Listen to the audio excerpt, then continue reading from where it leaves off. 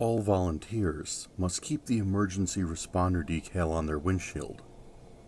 If you pass an accident in your marked vehicle, you must stop to help and call it in. No exceptions. "Charles, did you hear me?" Captain Holloway asked, as I stared at the piece of paper in my hands. "Yeah, I got it," I said while scoffing at the absurdity of the situation. How can the list of rules for volunteer emergency responders only have one rule, and why did they bother to waste an entire piece of paper to print it? Captain Holloway narrowed his eyes as he handed me the decal, holding it in his grip when I tried to take it from him. He leaned in. I can't stress enough how important it is to always stop. No matter where you're going or what your plans are, stop at any accidents you see while driving. I put on my most confident grin and hoped my voice wouldn't betray how unnerved I actually was. "Of course, Captain Holloway, I understand." While I understood the need for rule in such a large, sparsely populated county, I didn't understand why it would be the only rule. I walked out to my car with my new decal and put it on the windshield right then. I didn't want him to see me shirking the rule before I had even left the parking lot. Once it was on, I called my mom to tell her that I was done and on my way home. She had become a worrier ever since my dad passed. That's actually why I agreed to move in with her when I had trouble finding a job after college. I didn't expect my prospects to be much better in a small town, but I could keep an eye on my mom while I sent in applications. Plus, I had found a way to do some good while I was out here. It didn't have anything to do with the kind of job I was looking for, but it made me feel useful, and that was a nice change. As a volunteer, I didn't get dispatched to calls. I was just supposed to help if I saw an accident. It was a cheap solution for the issues caused by a large county having a limited number of ambulances. I saw a few accidents while out running errands, and I stopped at each of them. Only one required medical assistance. The passenger had broken her nose when the airbag deployed. There wasn't much I could do to help her nose other than hold an ice pack on it, but I did call it in. I waited with the two of them for about an hour until the tow truck and ambulance arrived. It was a slight inconvenience, but not the end of the world. I was heading home pretty late one night after attending a friend's wedding. I was exhausted from the events of the day and looking forward to crashing into my bed at home. I exited the freeway and turned on the winding 2-lane highway that would take me the rest of the way home. I saw the sign for the upcoming rest stop. Rest stop, 1 mile. I smiled, knowing that it meant I was halfway there, and the very thought of getting home seemed to make me more tired. I yawned and turned up the radio to help me stay awake, and then I saw it. A truck crashed into a tree near the entrance of the rest stop. I was still at least 15 minutes from my house, and the thought of having to wait an hour or longer for an ambulance to arrive was too much. I slowed down and turned on my high beams as I approached the site of the crash. The driver's side door was open, but there were no people anywhere in sight. I decided that some drunk had probably wrecked and then bailed before the authorities were notified. I didn't see a point in stopping if there was nobody to help, so I just kept driving. In my hurry to get home, I had forgotten the rule. My exhausted brain quickly forgot about the wreck as it faded from view in my rearview mirror. I was singing along with my radio when I saw the sign again. Rest stop, 1 mile. I was confused because I knew there was only one rest stop between the highway and my mom's house on this road. I thought for a moment that I possibly had fallen asleep and missed the turn for the house, but that was impossible. There was no way I could have successfully navigated the turns in the road while asleep. My confusion turned to dread as I approached the rest stop and saw the accident again. That same red truck was there, the front end smashed up against the trunk of a tree and the driver's door still open. I glanced at it as I drove on, still seeing nobody in the truck or rest stop. I tried to shake it off, blame the whole strange scenario on my need for sleep. But deep down, I knew that wasn't it. I pressed my foot down on the accelerator, just wanting to get away from the situation as fast as possible. Rest stop, 1 mile. You have got to be kidding me, I said aloud to the empty seat next to me. I didn't even bother to slow down when I saw the wreck this time. All the hairs on the back of my neck were standing straight up, and I just knew that I needed to get away from this place. I watched the wreck in my rearview mirror as I drove away until it was out of sight. I started to feel silly when I went another mile and didn't see the sign. Maybe I really had imagined the whole thing. Then I saw her, a woman, walking along the side of the highway in a gray, tattered dress. I slowed down as I approached her, not wanting to accidentally clip her on the narrow highway. She stopped walking and began to point at my car as I drove by. I was about to stop the car and see if she needed help, but when I looked in my rearview mirror, she was gone. Adrenaline surged through my body, ridding me of the exhaustion that had plagued the earlier part of my drive home. I didn't have much time to think about her, because I saw the sign again.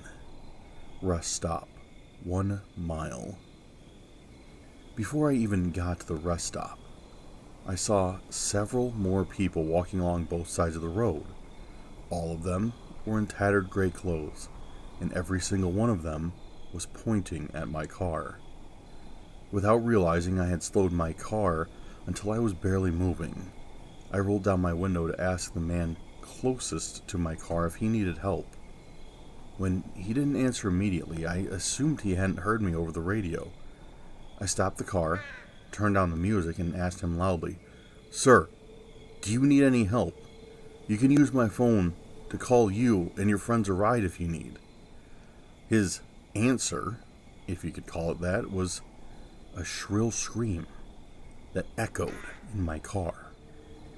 Soon after, all the others walking along the roads also started screeching with him, all the while pointing at my car. I decided it was probably not safe to sit there with my window down while these people were screaming like that, so I rolled my window up and drove away. Once again, I drove past the wreck, this time while dialing 911 on my phone. I was far too creeped out to stop at this point, but I could call in the wreck and strange people on the side of the highway. It rang and rang, but nobody answered. I knew that it was unusual because Captain Holloway said somebody was always on duty to answer the dispatch calls in Grimes County. The wreck was still in sight from my rearview mirror when I started passing by people on the side of the road again. This time they seemed angry. Instead of just pointing at my car, they charged at it. I slammed on my brakes to avoid hitting one of them. Within seconds, they had surrounded my car, beating on the windows and shrieking, "What do you want from me?" I screamed at them, not expecting an answer. I just wanted to curl into a ball and hide, but I was terrified of what would happen if they managed to break through one of the windows. "Screw it," I muttered as I slammed my foot on the gas pedal. They all seemed to move quickly to get out of the way, once the car was moving again. Rest stop, 1 mile. I let out a frustrated scream. I felt like I was trapped in a never-ending nightmare. The shrieking people I had just left behind were now approaching my car from the front. It looked as though their group had doubled in size. I tried to drive through the crowd like I had done earlier, but this time, they didn't move out of the way.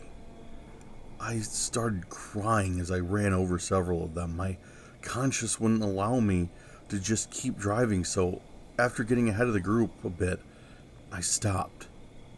Against every instinct I had, I opened my door to get out and check on those I had hit. Before I could step all the way out, a lone person, separated from the group, slammed my door shut. He was the only one not screaming in unison with the others. His face was different than I remembered, more drawn, and there were dark circles under his eyes as if he hadn't slept in years, but the way those eyes looked at me was unmistakable. I rolled down the window. "Dad? How are you here? What's going on?" He might have been dead, but he was still my dad, and I yearned to reach out and hug him. He shook his head. "Charlie, you weren't supposed to be here. You have to leave." I've been trying, Dad. I can't get out of here. The road just keeps bringing me back. Please, get in. Help me find the way out. You can come with me." Tears rolled down my cheeks as I begged him. I could see the answer in his eyes before he even opened his mouth. "I can't, bud. That's not how it works." The others in the group were screaming louder now, making their way to the car. "Remember the rule, Charlie. You got the decal on your car. You have to follow the rule. Go. Now, before they catch up to you." "Dad, I just can't leave you." "You have to, bud. I'm already gone." A sad smile crept across his face. "I love you, Charlie. Now go. Hurry." The others in the group had caught up to us. I slammed on the gas and took off, sobbing as I watched them surround my dad in the rearview mirror. Rest stop, 1 mile. I turned on my hazard lights before the truck even came into view. I didn't see the group of people this time, but I was convinced they might arrive any minute. I pulled up behind the truck and tried calling the dispatch line again. This time, it went through. Making an effort to keep the terror out of my voice, I told the dispatcher about the truck. "You didn't stop, did you?" she asked. "I'm pulled up behind the truck right now." I didn't want to try and explain the situation. "Yeah," she sighed, "but this isn't the first time you passed the accident, is it?" She didn't wait for me to answer. "Don't worry, you're not the first. I'll send a deputy and an ambulance to your location right away. Captain Holloway will want to talk with you tomorrow. You can give him back the decal then, if you want." I sat in my car, waiting for the deputy. The only thing I could think of was the rule. The one rule so important, they printed it out on a separate piece of paper from all the other paperwork. All volunteers must keep the emergency responder decal on their windshield. If you pass an accident in your marked vehicle, you must stop to help and call it in. No exceptions. It was a warm summer day, about 2 or 3 years ago, when me and my friend, we will name him Tom, for the sake of keeping his name private. He doesn't want anything to do with this. We were sent to a call from an elderly woman, thinking there was somebody in our house. We get calls like these all the time, and it's often something as simple as the house settling or the water systems, and the woman reported that she hadn't in fact seen anybody, but we went to check it out nonetheless. There was one slight problem, however. The address we were given didn't exist. I asked the operator to repeat the address after hearing it the first time, and she told me that the woman had specifically stated that address. Again, this stuff happens all the time with people because they forget their own address, or in a panic they say it wrong on the phone. Tom and I were told to just go to the next closest address and look for a little pink house, because that's how the elderly woman had described it. Tom and I considered the possibility of it being a prank call, and along the way there, and decided that if it was, we should track down the call and talk to the kids' parents. As we got close to the given address, to our surprise, there was a little pink 2-story house. It was something straight out of the 50s, with a white picket fence up front, a little rocking chair on the front porch, and a mini garden hanging from the awning. But it wasn't what we expected when we were told to look for a pink house. It was ancient. The paint looked like it had been washed off by hard weather over many years to where the light brown of the wood was showing through. It was chipped off in so many places, and the walls were in so much disrepair, it looked like it was going to topple over any second. Tom and I quickly got out of the car after spending probably a little too long looking at the house, and walked up to the door to knock. As my knuckles hit against the wood, it creaked open. It was already unlocked and open. I called out into the house as to not alarm the woman with a simple, "This is the police. Come out with your arms up." This was also to get any possible house invaders out in the open. Something wasn't right, though. There was an indescribable feeling as soon as we stepped foot inside of the house, almost as if walking into a party without knowing anyone there. Almost as if we didn't belong. The inside of the house was just what you would expect after seeing the outside. It was a scene, straight out of the 50s, but it was all in so much disrepair, like all the furniture and paintings had been left to rot and fall apart in the house. The lights didn't work, so we brought our own flashlights and walked around to investigate. Tom searched the ground floor, and I decided to go up the stairs. This is truly when something really felt wrong. With each step, the stairs felt heavier and heavier to climb, as if the whole house was leaning up against me. Each step creaked its little tune, and the walls seemed to bend and arch over my head as I got closer to the top of the stairs. I was sweating, and my vision was fading, and as soon as it had all started, it stopped when I reached the top. It felt like I had walked multiple miles to get up the staircase, and at this point I was heaving and leaning against the top of the railing. The top floor was very simple and had only one room. The stairs led up to a landing which curved right into a little hallway with that single room. I'll never forget what I saw in there. As I walked down the hallway, still catching my breath, I slowly walked towards the room and turned into the doorway. Standing in the middle of the room was nothing. And I mean nothing. It was a void. That nothing turned to me in the saying, "Stare into the abyss long enough, and the abyss will stare into you," was given a whole new meaning. It didn't look at me, it looked through me. And suddenly, I didn't feel right. For a moment, I didn't feel like I was supposed to exist, that this house was right, and I was wrong. For a very brief moment, I felt like walking into that nothing. That was until Tom grabbed me and pulled me out of the room. He shut the door as fast as possible, and I looked at him, and he gave me a look I could only recognize as, I saw it too. Nothing phases me, After all the work I've done and all the calls I've been to, there's never a surprise. But that terrified both of us.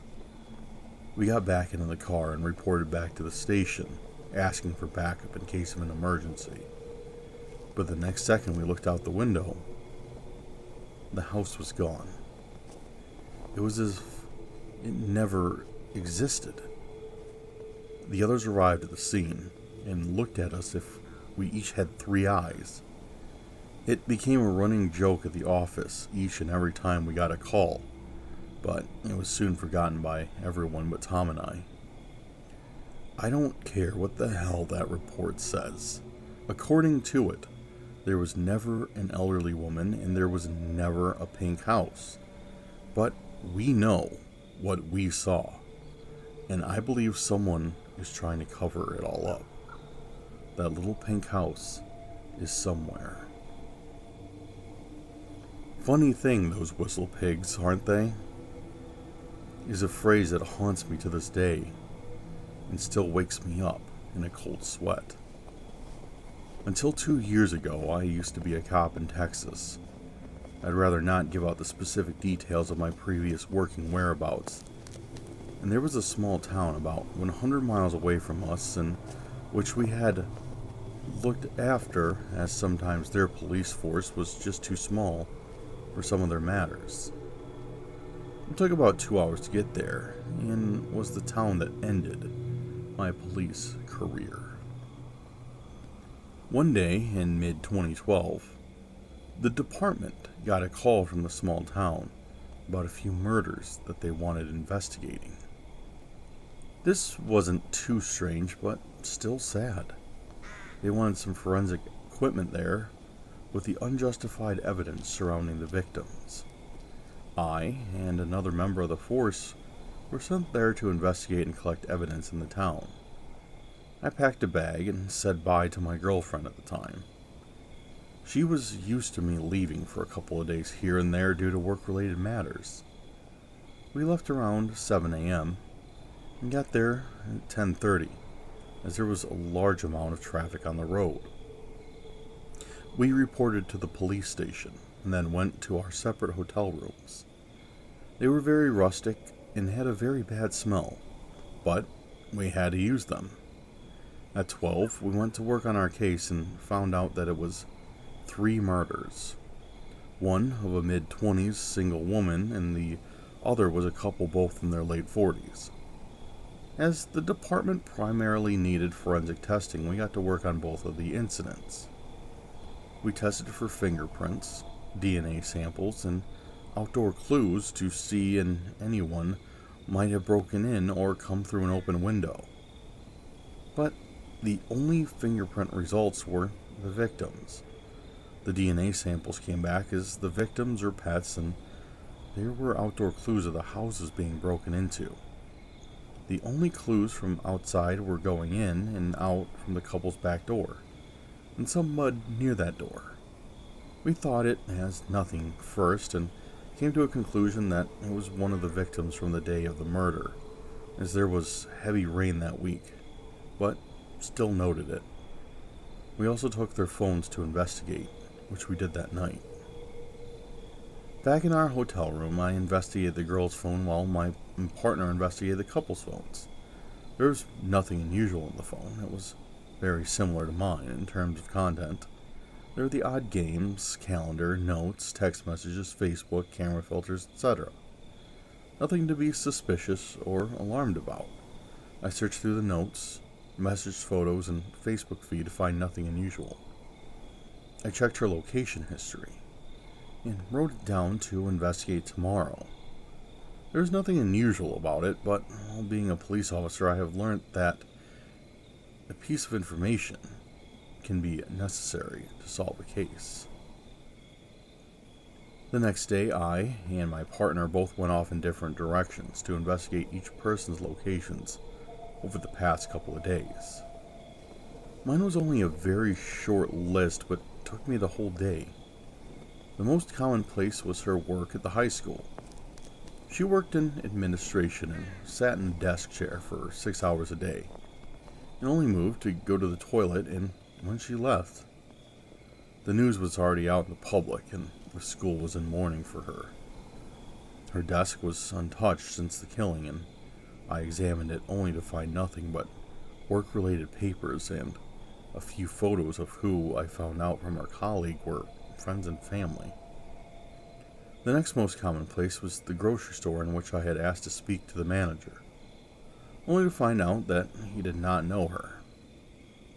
We tried to check her buy history, but found out that she did not have a member's card to the store. I asked for surveillance footage from the day she was there and got them on a memory stick, in which I would watch later. The next place was the second to last place she had been to in the week, and it was only once on the weekend. It was the local bar, in which was not used that much by the residents, as most people had families they would see and visit or otherwise reclusive. I went to the bar to investigate, and it is there where I hear the line that haunts me to this day. Funny things, those whistle pigs, aren't they? At the bar, waiting for the manager, the gruff voice came into my ears and never left. Looking down, I saw a man in his mid-60s with shaggy gray hair and a mustache. He was watching a documentary on what I call groundhogs, but he seems to call them whistle pigs. He seemed amused in watching the show, but I just stared ahead, trying to look somewhat professional. He then asked me if I was working on the murder. I grunted, still trying to act neutral and professional, until the manager came out. He invited me into his office, but I said that was unnecessary, so we talked in the quiet bar. He said he knew the woman, but didn't notice anything strange, so I made my way to the last place in our history. The locksmith was on Sunday, the day before the murder. I went up to the shop, which was not far from the hotel. I looked at the door, which had a sign saying, "Back in 10. Went to my hotel and had a bite to eat and stored the memory stick in my suitcase for safety. I then went back. The locksmith door was shut, but the sign was gone. I walked into the musty shop that could fit as many as 5 people in at a time. There were shelves filled with useless crap along the walls, which made it look very peculiar. I moved to the counter and rung the bell, and the man with the shaggy gray hair walked out from back. He greeted me, and I told him how the deceased girl had come into his shop just before she was killed. He invited me into the back, which was airier and open space in the shop, and sat me down while taking everything that was in my hands and putting them over on a bench. I thought it was weird, but decided that he was only being friendly. We talked about the girl and what she came in for, but he couldn't remember, which was understandable with him being the only locksmith in the town. He went to his records and looked for her purchase receipt, which didn't tell me anything new. I thanked him and left towards my hotel. It took me 10 minutes to get back to my hotel. By the time I walked up to my room, I was very tired from traveling around all day. I put my papers on the table and went to put my hotel keys down, until I realized I was missing one of the spare keys. I wasn't going to tell the hotel management at the time. I wasn't going to tell them at all. I was just going to do a quick fix myself in the morning at the locksmith. At 9 a.m., I drove to the locksmith and walked in the same dirty room and rang the bell. The same locksmith walked out and greeted me like an old friend. I was in a rush, so I tried to hurry him. He took my details, which I thought were unnecessary and which he claimed were for security reasons, which he pointed out came in handy yesterday for the murder case. I filled them out and sat down while he went inside and crafted a new key. He came out 5 minutes later with a fresh, shining key and greeted me out. The rest of the day consisted of more unnecessary forensic testing and pages upon pages of paperwork. After the long day of crap from work, I went to bed at 9, which was early for me. I woke up then with a searing pain in my left shoulder to see the locksmith over me with a knife dripping in blood. I threw him onto the floor while tackling him to the ground. I kicked his chest and grabbed the knife, throwing it over the room. I restrained him and called out to my coworker who was over the hall and could easily hear me through the thin walls. With the man now lunging himself at me, I dodged him and tried to restrain him. I yelled once again with no answer. I now had to act like I was getting no backup. I grabbed a chopping board and hit him over the head, which knocked him out. I turned on the lights to see his bleeding head and found my handcuffs and put them on him. While he was blacked out, I rang the local station to tell them that we were bringing someone in. Before he woke, I went into my coworker's room to find the door open, stab wounds all across his chest. I rang an ambulance and drove the killer to the station.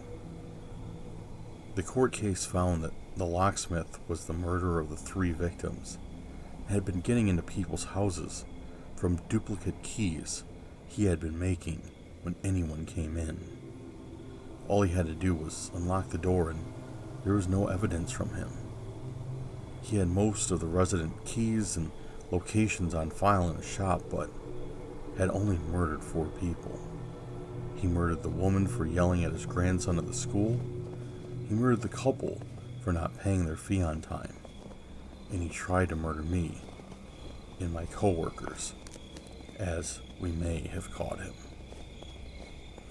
He was jailed for life.